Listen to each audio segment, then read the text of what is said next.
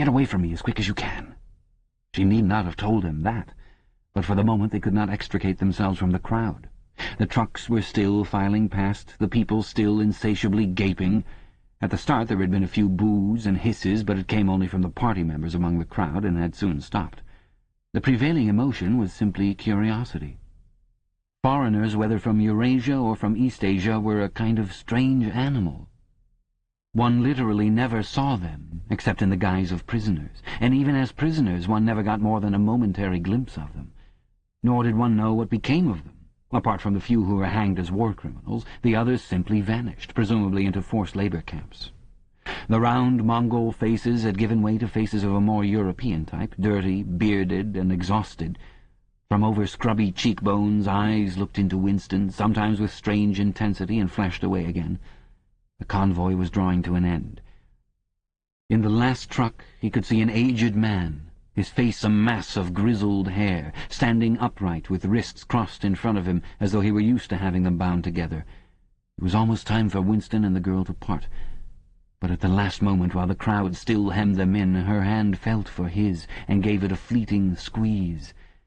It could not have been 10 seconds, and yet it seemed a long time that their hands were clasped together. He had time to learn every detail of her hand. He explored the long fingers, the shapely nails, the work-hardened palm with its row of calluses, the smooth flesh under the wrist.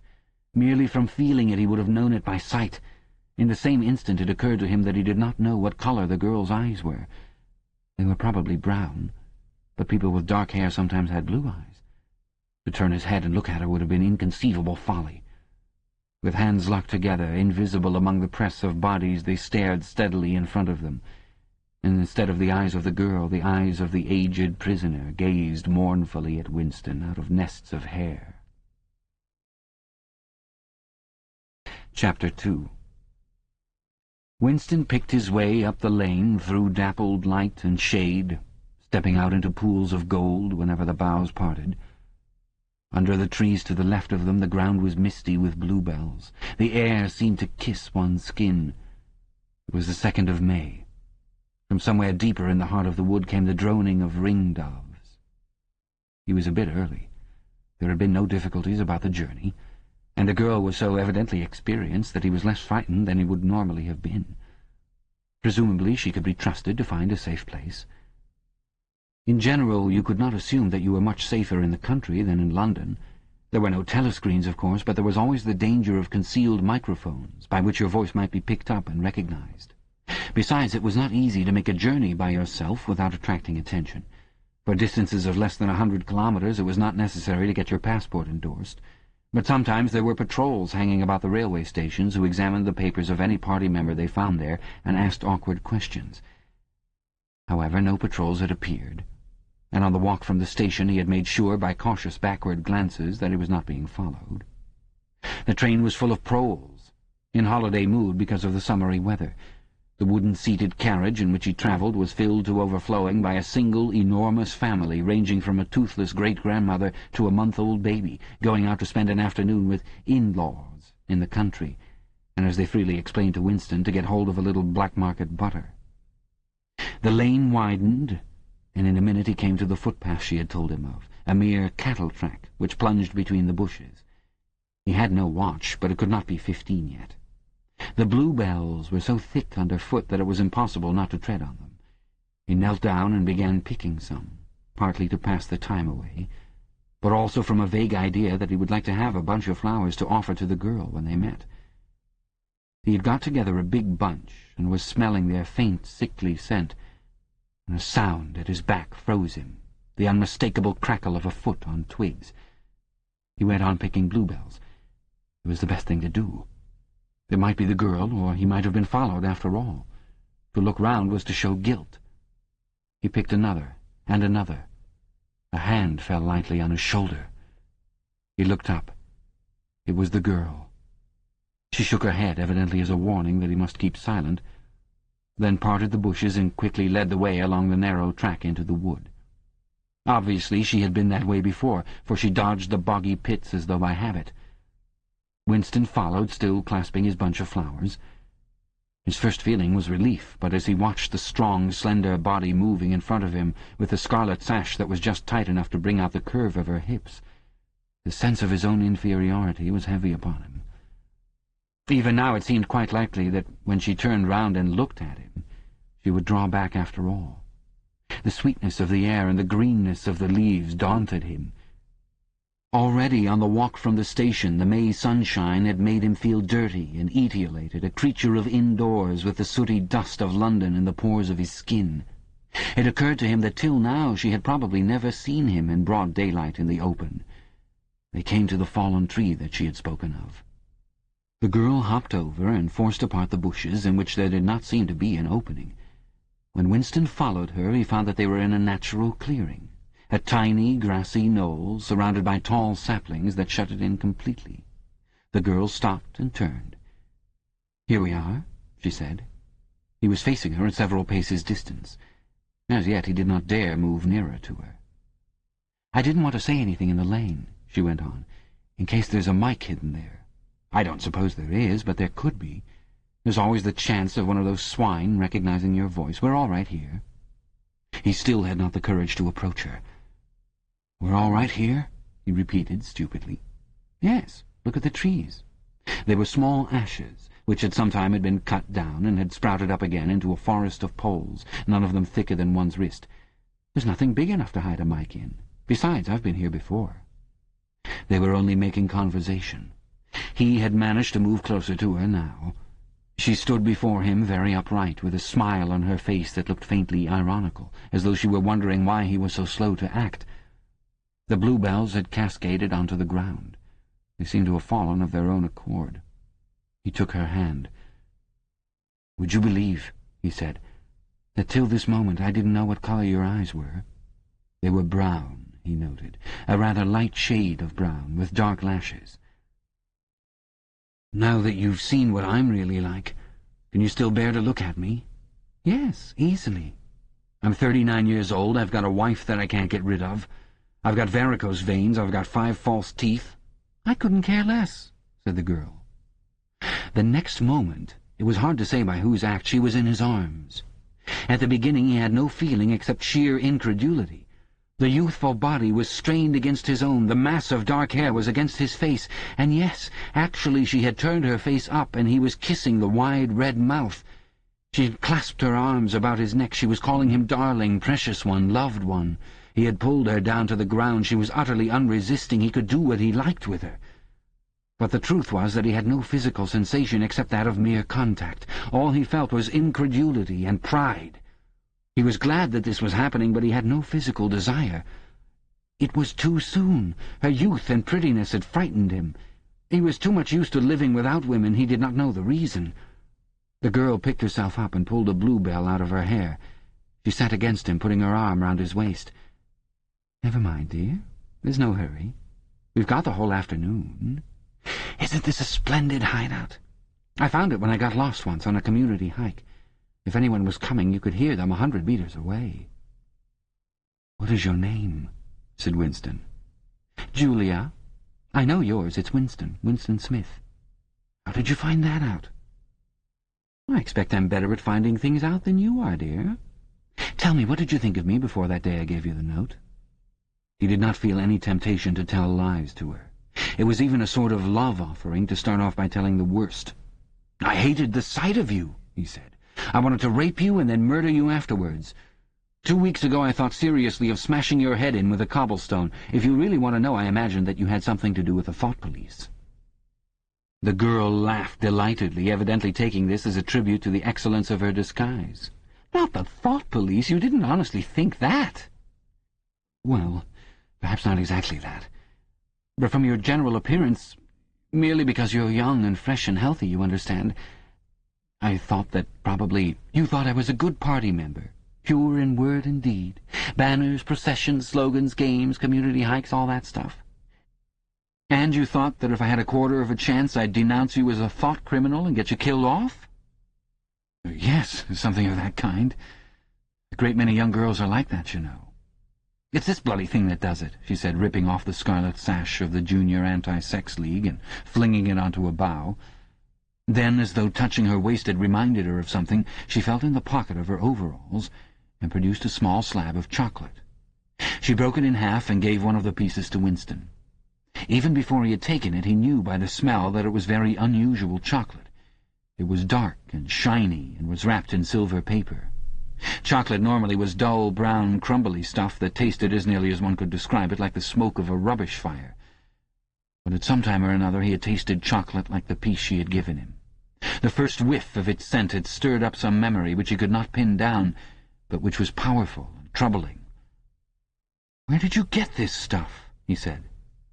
"Black market," she said indifferently. "Actually, I am that sort of girl to look at. I'm good at games. I was a troop leader in the Spies. I do voluntary work 3 evenings a week for the Junior Anti-Sex League. Hours and hours I've spent pasting their bloody rot all over London. I always carry one end of a banner in the processions. I always look cheerful, and I never shirk anything. Always yell with the crowd. That's what I say. It's the only way to be safe." The first fragment of chocolate had melted on Winston's tongue. The taste was delightful. But there was still that memory moving round the edges of his consciousness, something strongly felt but not reducible to definite shape, like an object seen out of the corner of one's eye. He pushed it away from him, aware only that it was the memory of some action which he would have liked to undo but could not. "You are very young," he said. "You are 10 or 15 years younger than I am. What could you see to attract you in a man like me? It was something in your face. I thought I'd take a chance. I'm good at spotting people who don't belong. As soon as I saw you, I knew you were against them." Them, it appeared, meant the party, and above all the inner party, about whom she talked with an open, jeering hatred which made Winston feel uneasy, although he knew that they were safe here if they could be safe anywhere. A thing that astonished him about her was the coarseness of her language. Party members were supposed not to swear, and Winston himself very seldom did swear, aloud at any rate. Julia, however, seemed unable to mention the party, and especially the inner party, without using the kind of words that you saw chalked up in dripping alleyways. He did not dislike it. It was merely one symptom of her revolt against the party in all its ways, and somehow it seemed natural and healthy, like the sneeze of a horse that smells bad hay. They had left the clearing and were wandering again through the checkered shade, with their arms round each other's waists whenever it was wide enough to walk 2 abreast. He noticed how much softer her waist seemed to feel now that the sash was gone. They did not speak above a whisper. Outside the clearing, Julia said it was better to go quietly. Presently they had reached the edge of the little wood. She stopped him. "Don't go out into the open. There might be someone watching. We're all right if we keep behind the boughs." They were standing in the shade of hazel bushes. The sunlight, filtering through innumerable leaves, was still hot on their faces. Winston looked out into the field beyond and underwent a curious, slow shock of recognition. He knew it by sight. An old, close-bitten pasture with a footpath wandering across it and a molehill here and there. In the ragged edge on the opposite side, the boughs of the elm trees swayed just perceptibly in the breeze, and their leaves stirred faintly in dense masses like women's hair. Surely somewhere nearby, but out of sight, there must be a stream with green pools where dace were swimming. "Isn't there a stream somewhere near here?" he whispered. "That's right, there is a stream. It's at the edge of the next field, actually. There are fish in it, great big ones. You can watch them lying in the pools under the willow trees, waving their tails." "It's the golden country, almost," he murmured. "The golden country? Oh, it's nothing, really, a landscape I've seen sometimes in a dream." "Look!" whispered Julia. A thrush had alighted on a bough not 5 meters away, almost at the level of their faces. Perhaps it had not seen them. It was in the sun, they in the shade. It spread out its wings, fitted them carefully into place again, ducked its head for a moment, as though making a sort of obeisance to the sun, and then began to pour forth a torrent of song. In the afternoon hush, the volume of sound was startling. Winston and Julia clung together, fascinated. The music went on, minute after minute, with astonishing variations, never once repeating itself, almost as though the bird were deliberately showing off its virtuosity. Sometimes it stopped for a few seconds, spread out and resettled its wings, then swelled its speckled breast and again burst into song. Winston watched it with a sort of vague reverence. For whom, for what was that bird singing? No mate, no rival was watching it. What made it sit at the edge of the lonely wood and pour its music into nothingness? He wondered whether after all there was a microphone hidden somewhere near. He and Julia had only spoken in low whispers, and it would not pick up what they had said, but it would pick up the thrush. Perhaps at the other end of the instrument some small beetle-like man was listening intently, listening to that. But by degrees the flood of music drove all speculations out of his mind. It was as though it were a kind of liquid stuff that poured all over him and got mixed up with the sunlight that filtered through the leaves. He stopped thinking and merely felt. The girl's waist in the bend of his arm was soft and warm. He pulled her round so that they were breast to breast. Her body seemed to melt into his. Wherever his hands moved, it was all as yielding as water. Their mouths clung together. It was quite different from the hard kisses they had exchanged earlier. When they moved their faces apart again, both of them sighed deeply. The bird took fright and fled with a clatter of wings. Winston put his lips against her ear. "Now," he whispered. "Not here," she whispered back. "Come back to the hideout. It's safer." Quickly, with an occasional crackle of twigs, they threaded their way back to the clearing. When they were once inside the ring of saplings, she turned and faced him. They were both breathing fast, but the smile had reappeared round the corners of her mouth. She stood looking at him for an instant, then felt at the zipper of her overalls. And yes, it was almost as in his dream. Almost as swiftly as he had imagined it, she had torn her clothes off, and when she flung them aside it was with that same magnificent gesture by which a whole civilization seemed to be annihilated. Her body gleamed white in the sun. But for a moment he did not look at her body.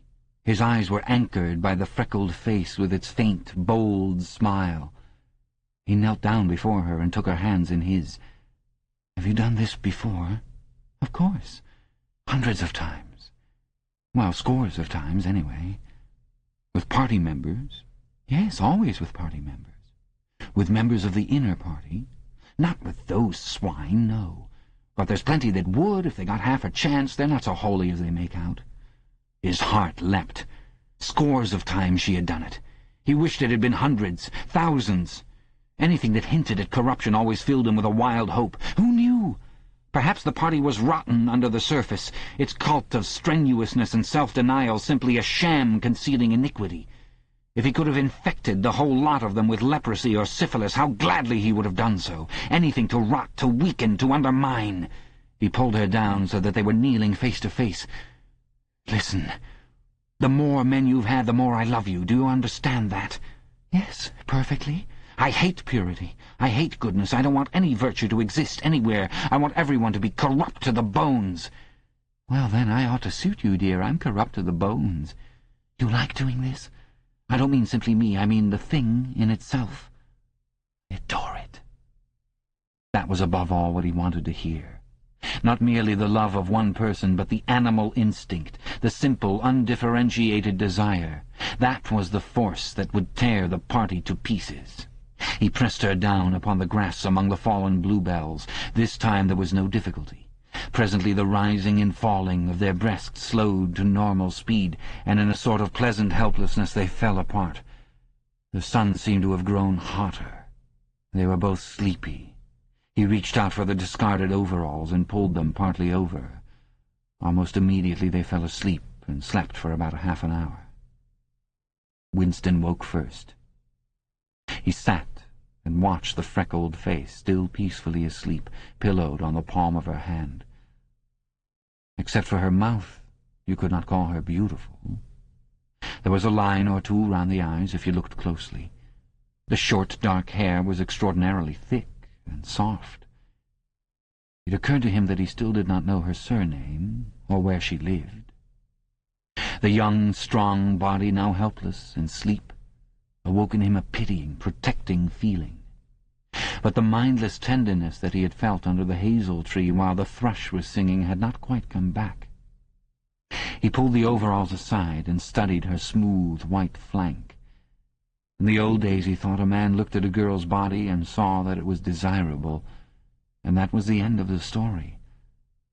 But you could not have pure love or pure lust nowadays. No emotion was pure, because everything was mixed up with fear and hatred. Their embrace had been a battle, the climax of victory. It was a blow struck against the party. It was a political act. Chapter 3.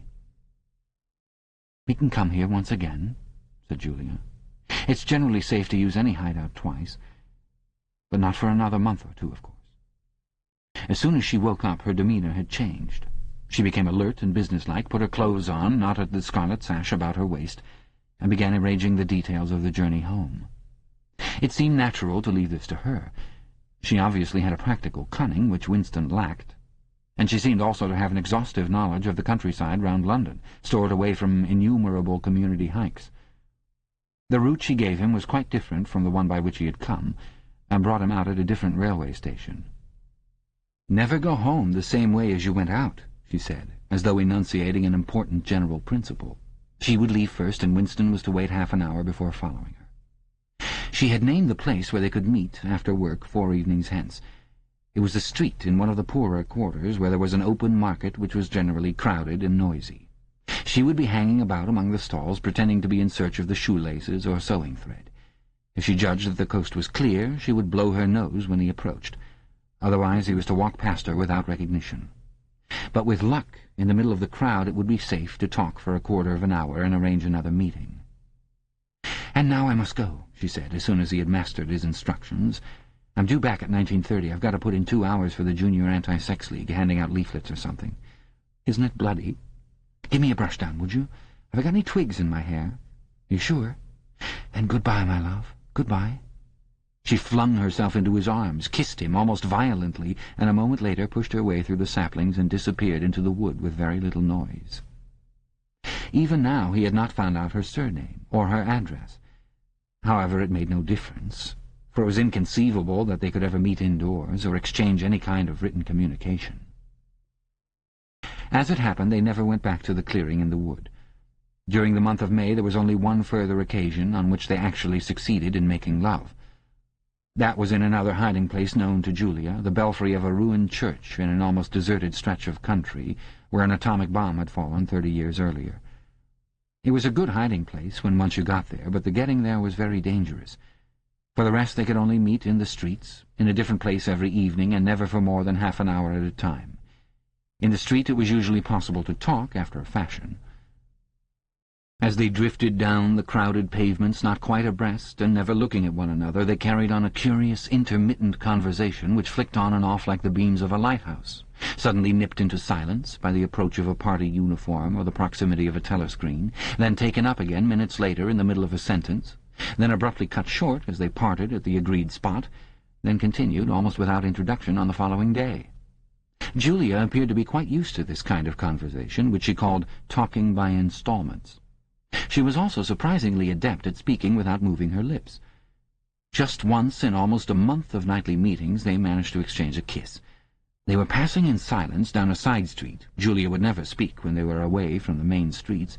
When there was a deafening roar, the earth heaved and the air darkened, and Winston found himself lying on his side, bruised and terrified. A rocket bomb must have dropped quite near at hand. Suddenly he became aware of Julia's face, a few centimetres from his own, deathly white as chalk. Even her lips were white. She was dead. He clasped her against him, and found that he was kissing a live, warm face, but there was some powdery stuff that got in the way of his lips. Both of their faces were thickly coated with plaster. There were evenings when they reached their rendezvous and then had to walk past one another without a sign because a patrol had just come around the corner or a helicopter was hovering overhead. Even if it had been less dangerous, it would still have been difficult to find time to meet. Winston's working week was 60 hours, Julia's was even longer, and their free days varied according to the pressure of work, and did not often coincide. Julia, in any case, seldom had an evening completely free. She spent an astonishing amount of time in attending lectures and demonstrations, distributing literature for the Junior Anti-Sex League, preparing banners for Hate Week, making collections for the Savings Campaign and such-like activities. It paid, she said. It was camouflage. If you kept the small rules, you could break the big ones. She even induced Winston to mortgage yet another of his evenings by enrolling himself for the part-time munition work, which was done voluntarily by zealous party members. So, one evening every week, Winston spent 4 hours of paralyzing boredom screwing together small bits of metal, which were probably parts of bomb fuses, in a drafty, ill-lit workshop where the knocking of hammers mingled drearily with the music of the telescreens. When they met in the church tower, the gaps in their fragmentary conversation were filled up. It was a blazing afternoon. The air in the little square chamber above the bells was hot and stagnant and smelt overpoweringly of pigeon dung. They sat talking for hours on the dusty, twig-littered floor, one or other of them getting up from time to time to cast a glance through the narrow slits and make sure that no one was coming. Julia was 26 years old. She lived in a hostel with 30 other girls, always in the stink of women. "How I hate women," she said, parenthetically, and she worked, as he had guessed, on the novel-writing machines in the fiction department. She enjoyed her work, which consisted chiefly in running and servicing a powerful but tricky electric motor.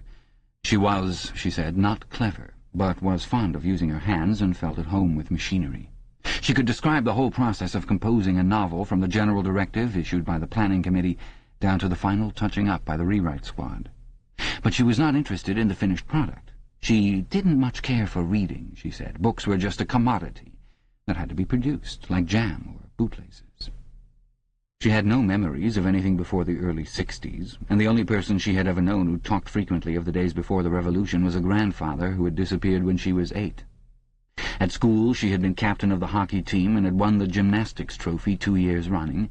She had been a troop leader in the Spies and a branch secretary in the Youth League before joining the Junior Anti-Sex League. She had always borne an excellent character. She had, even an infallible mark of good reputation, been picked out to work in pornosec, the subsection of the fiction department which turned out cheap pornography for distribution among the proles. It was nicknamed Muck House by the people who worked in it, she remarked. There she had remained for a year, helping to produce booklets in sealed packets with titles like Spanking Stories or One Night in a Girls' School, to be bought furtively by proletarian youths who were under the impression that they were buying something illegal. "What are these books like?" said Winston curiously. "Oh, ghastly rubbish. They're boring, really. They only have 6 plots, but they swap them around a bit. Of course, I was only on the kaleidoscope, so I was never in the rewrite squad. I'm not literary, dear, not even enough for that." He learned with astonishment that all the workers in pornosec, except the head of the department, were girls. The theory was that men, whose sex instincts were less controllable than those of women, were in greater danger of being corrupted by the filth they handled. "They don't even like having married women there," she added. "Girls are always supposed to be so pure. Here's one who isn't, anyway." She had had her first love affair when she was 16, with a party member of 60, who later committed suicide to avoid arrest. "And a good job, too," said Julia. "Otherwise they'd have had my name out of him when he confessed." Since then there had been various others. Life, as she saw it, was quite simple. You wanted a good time. They, meaning the party, wanted to stop you having it. You broke the rules as best you could. She seemed to think it just as natural that they should want to rob you of your pleasures as that you should want to avoid being caught. She hated the party, and said so in the crudest words, but she made no general criticism of it. Except where it touched upon her own life, she had no interest in party doctrine. He noticed that she never used Newspeak words except the ones that had passed into everyday use. She had never heard of the Brotherhood and refused to believe in its existence. Any kind of organized revolt against the party, which was bound to be a failure, struck her as stupid. The clever thing was to break the rules and stay alive all the same. He wondered vaguely how many others like her there might be in the younger generation. People who had grown up in the world of the Revolution, knowing nothing else, accepting the party as something unalterable, like the sky, not rebelling against its authority, but simply evading it, as a rabbit dodges a dog. They did not discuss the possibility of getting married. It was too remote to be worth thinking about. No imaginable committee would ever sanction such a marriage, even if Catherine, Winston's wife, could somehow have been got rid of. It was hopeless even as a daydream. "What was she like, your wife?" said Julia. "She was... Do you know the Newspeak word good-thinkful, meaning naturally orthodox, incapable of thinking a bad thought?" "No, I didn't know the word, but I know the kind of person right enough." He began telling her the story of his married life. But curiously enough, she appeared to know the essential parts of it already. She described to him, almost as though she had seen or felt it, the stiffening of Catherine's body as soon as he touched her, the way in which she still seemed to be pushing him from her with all her strength, even when her arms were clasped tightly around him. With Julia he felt no difficulty in talking about such things. Catherine, in any case, had long ceased to be a painful memory and become merely a distasteful one. "I could have stood it if it hadn't been for one thing," he said. He told her about the frigid little ceremony that Catherine had forced him to go through on the same night every week. She hated it, but nothing would make her stop doing it. She used to call it— "But you'll never guess." "Our duty to the party," said Julia promptly. "How did you know that?" "I've been at school too, dear. Sex talks once a month for the over-16s, and in the youth movement. They rub it into you for years. I dare say it works in a lot of cases. But of course you can never tell, people are such hypocrites." She began to enlarge upon the subject. With Julia, everything came back to her own sexuality. As soon as this was touched upon in any way, she was capable of great acuteness. Unlike Winston, she had grasped the inner meaning of the party's sexual puritanism. It was not merely that the sex instinct created a world of its own which was outside the party's control, and which therefore had to be destroyed if possible. What was more important was that sexual privation induced hysteria, which was desirable because it could be transformed into war fever and leader worship. The way she put it was, when you make love, you're using up energy, and afterwards you feel happy and don't give a damn for anything. They can't bear you to feel like that. They want you to be bursting with energy all the time. All this marching up and down and cheering and waving flags is simply sex gone sour.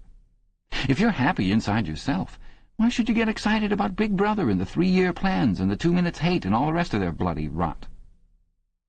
That was very true, he thought. There was a direct, intimate connection between chastity and political orthodoxy.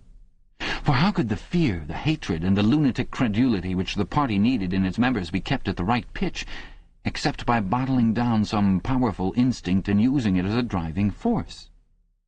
The sex impulse was dangerous to the party, and the party had turned it to account. They had played a similar trick with the instinct of parenthood. The family could not actually be abolished, and indeed people were encouraged to be fond of their children in almost the old-fashioned way. The children, on the other hand, were systematically turned against their parents, and taught to spy on them and report their deviations. The family had become, in effect, an extension of the thought police. It was a device by means of which everyone could be surrounded night and day by informers who knew him intimately. Abruptly his mind went back to Catherine. Catherine would unquestionably have denounced him to the thought police if she had not happened to be too stupid to detect the unorthodoxy of his opinions.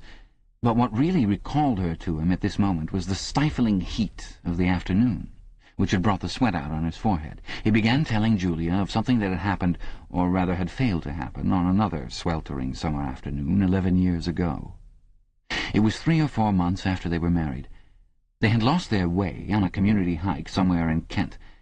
They had only lagged behind the others for a couple of minutes, but they took the wrong turning, and presently found themselves pulled up short by the edge of an old chalk quarry.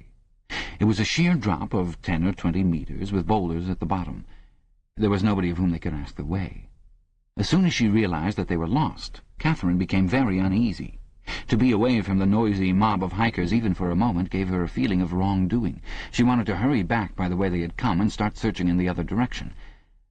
But at this moment Winston noticed some tufts of loosestrife growing in the cracks of the cliff beneath them.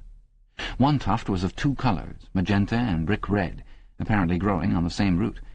He had never seen anything of the kind before, and he called to Catherine to come and look at it. "Look, Catherine, look at those flowers. That clump down near the bottom, do you see they're 2 different colors?" She had already turned to go, but she did rather fretfully come back for a moment. She even leaned out over the cliff face to see where he was pointing. He was standing a little behind her, and he put his hand on her waist to steady her. At this moment it suddenly occurred to him how completely alone they were. There was not a human creature anywhere, not a leaf stirring, not even a bird awake. In a place like this, the danger that there would be a hidden microphone was very small, and even if there was a microphone, it would only pick up sounds. It was the hottest, sleepiest hour of the afternoon. The sun blazed down upon them, the sweat tickled his face, and the thought struck him, "Why didn't you give her a good shove?" said Julia. "I would have." "Yes, dear, you would have. I would have if I'd been the same person then as I am now. Or perhaps I would. I'm not certain. Are you sorry you didn't?" "Yes, on the whole, I'm sorry I didn't."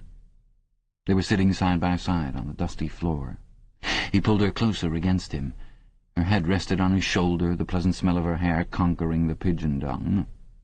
She was very young, he thought. She still expected something from life. She did not understand that to push an inconvenient person over a cliff solves nothing. Actually, it would have made no difference, he said.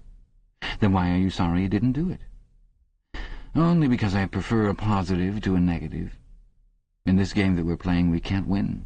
Some kinds of failure are better than other kinds, that's all. He felt her shoulders give a wriggle of dissent. She always contradicted him when he said anything of this kind. She would not accept it as a law of nature that the individual is always defeated. In a way, she realized that she herself was doomed, that sooner or later the thought police would catch her and kill her.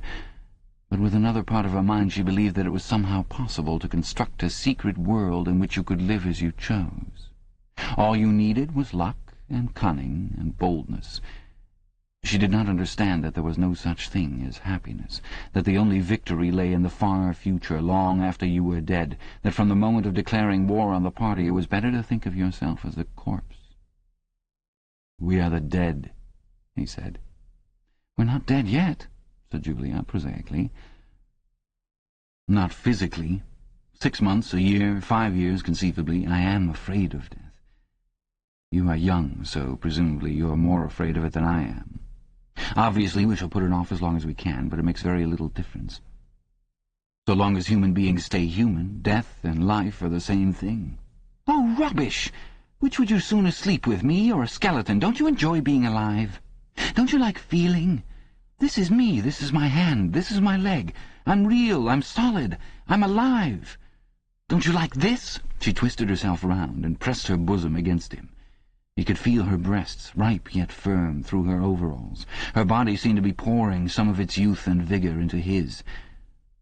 "Yes, I like that," he said. "Then stop talking about dying. And now, listen, dear. We've got to fix up about the next time we meet. We may as well go back to the place in the wood. We've given it a good long rest. But you must get there by a different way this time. I've got it all planned out. You take the train. But look, I'll draw it out for you." And in her practical way she scraped together a small square of dust, and with a twig from a pigeon's nest began drawing a map on the floor.